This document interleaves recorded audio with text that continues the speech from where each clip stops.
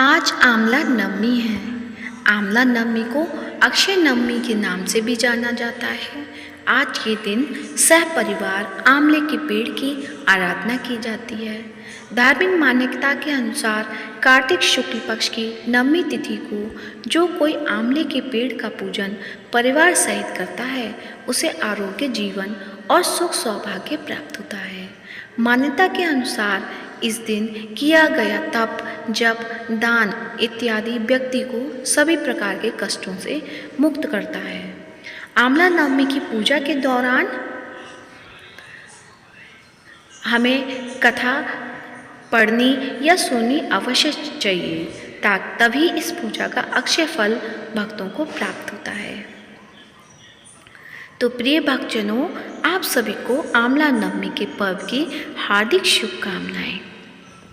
तो आज की इस वीडियो में मैं आपको सुनाऊंगी आंवला नवमी से जुड़ी कुछ पौराणिक कथाएं। तो प्रेम से बोलिए, विष्णु भगवान की जय हो, तुलसी माता की जय हो।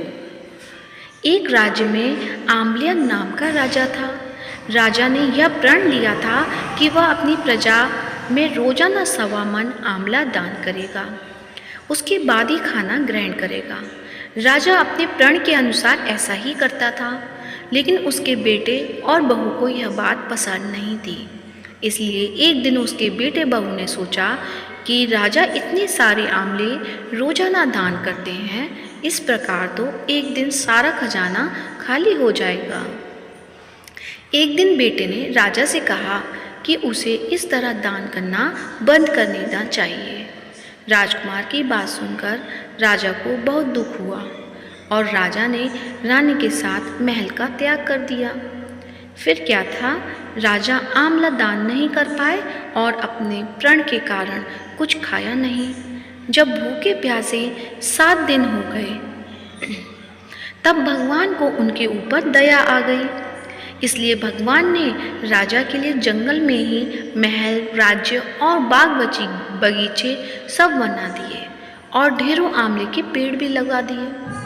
जब राजा रानी ने यह देखा कि जंगल में उनके राज्य से भी 2 गुना राज्य बसा हुआ है, राजा रानी से कहने लगे, रानी देख, कहते हैं कभी भी सत्य का साथ नहीं छोड़ना चाहिए। आओ नहा धोकर आंवला दान करें और भोजन करें। राजा रानी ने आंवले दान करके खाना खाया और खुशी खुशी नए महल में रहने लगे। उधर आंवला देवता का अपमान करने व माता पिता से बुरा व्यवहार करने के कारण राजकुमार के बुरे दिन आ गए। उसका राज्य शत्रुओं ने छीन लिया। वह दाने दाने को मोहताज हो गया और काम ढूंढते हुए अपने पिताजी के राज्य में आ पहुंचा। उसकी हालत इतनी बिगड़ गई थी कि पिता ने उन्हें बिना पहचाने हुए काम पर रख लिया। बेटे बहू सोच भी नहीं सकते कि उनके माता पिता इतने बड़े राज्य के मालिक भी हो सकते हैं, सो उन्होंने भी अपने माता पिता को नहीं पहचाना। एक दिन बहू ने सास के बाल गूंथते समय उनकी पीठ पर मस्सा देखा। उसे यह सोचकर रोना आने लगा कि ऐसा मस्सा मेरी सास के भी था। हमने ये सोचकर उन्हें आंवले दान करने से रोका था कि हमारा धन नष्ट हो जाएगा, आज वे लोग न जाने कहाँ होंगे। यह सोचकर बहू को रोना आने लगा और आंसू टपक टपक कर सास की पीठ पर गिरने लगे। रानी ने तुरंत पलट कर देखा और पूछा कि तू क्यों रो रही है। उसने बताया, आपकी पीठ जैसा मस्सा मेरी सास की पीठ पर भी था। हमने उन्हें आंवले दान करने से मना कर दिया था, इसलिए वे घर छोड़कर कहीं चले गए। तब रानी ने उन्हें पहचान लिया, सारा हाल पूछा और अपना हाल बताया। अपने बेटे बहू को समझाया कि दान करने से धन कम नहीं होता बल्कि बढ़ता है। अब बेटे बहू भी अब सुख से राजा रानी के साथ रहने लगे। तो प्रेम से बोलिए, आंवल देवता की जय हो। आंवला नवमी से जुड़ी एक और पौराणिक कथा इस प्रकार है। एक बार माँ लक्ष्मी धरती पर निवास करने के लिए आईं। इस दौरान लक्ष्मी को भगवान विष्णु और भगवान शिव की पूजा करने की इच्छा हुई। लेकिन दोनों की एक साथ पूजा करने के लिए उनको कोई उचित उपाय नहीं सूझ रहा था, क्योंकि तुलसी भगवान विष्णु को प्रिय मानी जाती है तो शंकर जी को बेलपत्र पसंद है। ऐसे में माँ लक्ष्मी ने आंवले के वृक्ष को विष्णु और शिव का प्रतीक मानकर अक्षय नवमी तिथि पर आंवले के वृक्ष की पूजा की। पूजा से प्रसन्न होकर विष्णु जी और शिव जी प्रकट हुए। लक्ष्मी माता ने आंवले के वृक्ष के नीचे भोजन बनाकर भगवान विष्णु और शिव को भोजन कराया। इसके बाद स्वयं भोजन किया। इस दिन कार्तिक शुक्ल नवमी थी, तभी से आंवला पूजन की शुरुआत हुई। इस दिन आंवले के वृक्ष की आराधना अवश्य करनी चाहिए, क्योंकि ऐसा माना जाता है कि इस दिन आंवले के पेड़ पर भगवान विष्णु, शिव जी और माता लक्ष्मी तीनों का वास होता है। इस दिन आंवले के पेड़ के नीचे खाना पकाकर सबसे पहले भगवान विष्णु, भगवान शिव और माँ लक्ष्मी को भोग लगाना चाहिए। इस भोग में आंवले का फल जरूर शामिल करना चाहिए। इसके बाद ब्राह्मणों को भोजन कराएं और श्रद्धा अनुसार उनको दान दें। मान्यता है कि ऐसा करने से धन समता और सुख शांति बढ़ती है। इसके बाद खुद भोजन करें और आंवले का सेवन अवश्य करें। आंवला नवमी की तीसरी पौराणिक कथा। एक बार जगत गुरु आदि शंकराचार्य भिक्षा मांगने एक कुटिया के सामने रुके। वहाँ एक बूढ़ी औरत रहती थी जो अत्यंत गरीबी और दयनीय स्थिति में थी। शंकराचार्य की आवाज़ सुनकर वह बूढ़ी औरत बाहर आई। उसके हाथ में एक सूखा आंवला था। वह बोली, महात्मन, मेरे पास इस सूखे आंवले के सिवाय कुछ नहीं है जो आपको भिक्षा में दे सकूं। शंकराचार्य को उसकी स्थिति पर दया आ गई और उन्होंने उसी समय उसकी मदद करने का प्रण किया। उन्होंने अपनी आंखें बंद की और मंत्र रूपी 22 श्लोक बोले। ये 22 श्लोक कनकधारा स्तोत्र के श्लोक थे। माँ लक्ष्मी ने दिव्य दर्शन दिए। इससे प्रसन्न होकर माँ लक्ष्मी ने उन्हें दिव्य दर्शन देते हुए कहा कि शंकराचार्य, इस औरत ने अपने पूर्व जन्म में कोई भी वस्तु दान नहीं की। यह अत्यंत कंजूस थी और मजबूरीवश कभी किसी को कुछ देना ही पड़ जाए तो यह बुरे मन से दान करती थी। इसलिए इस जन्म में इसकी यह हालत हुई है। यह अपने कर्मों का फल भोग रही है, इसलिए मैं इसकी कोई सहायता नहीं कर सकती।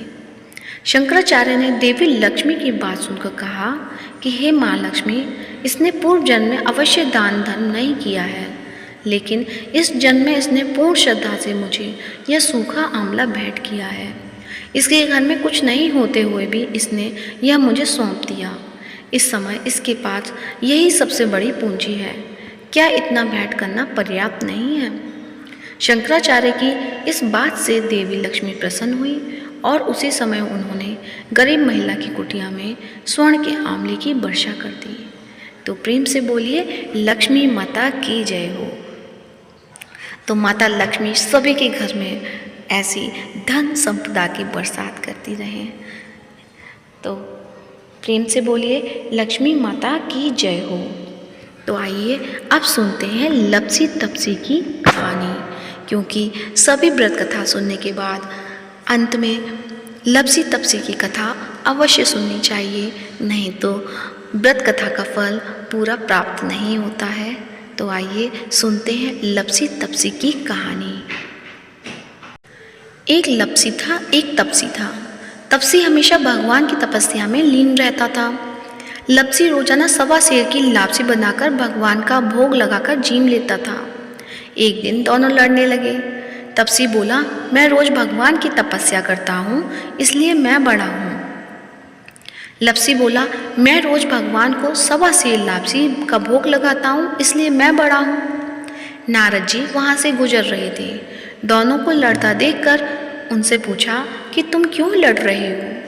तपसी ने खुद के बड़ा होने का कारण बताया और लपसी ने अपना कारण बताया।